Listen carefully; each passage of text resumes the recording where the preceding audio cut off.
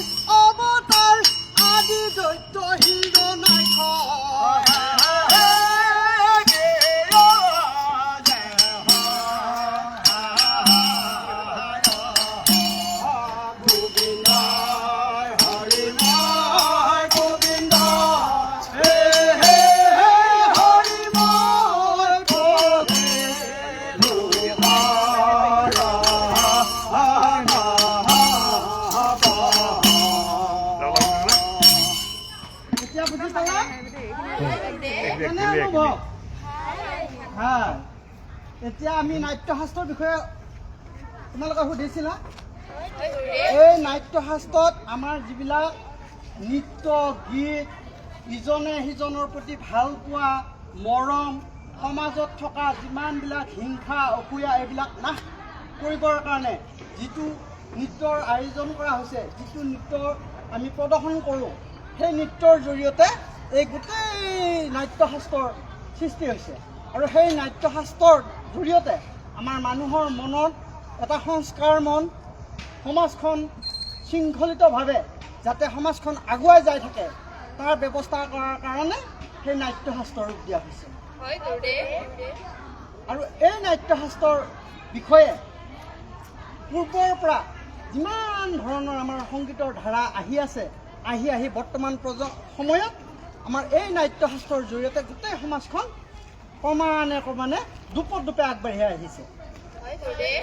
আৰু সেই নাট্যশাস্ত্ৰখনক আমি পঞ্চম বেদ বুলি কওঁ। তোমালোকে জানানে 4খন বেদ আছে? ঋগ্বেদ, যজুৰ্বেদ, অথৰ্ববেদ আৰু সামবেদ। এই 4খন বেদৰ প্ৰতিখন বেদে একোটা একোটা সুকীয়া সুকীয়া কথা কয়।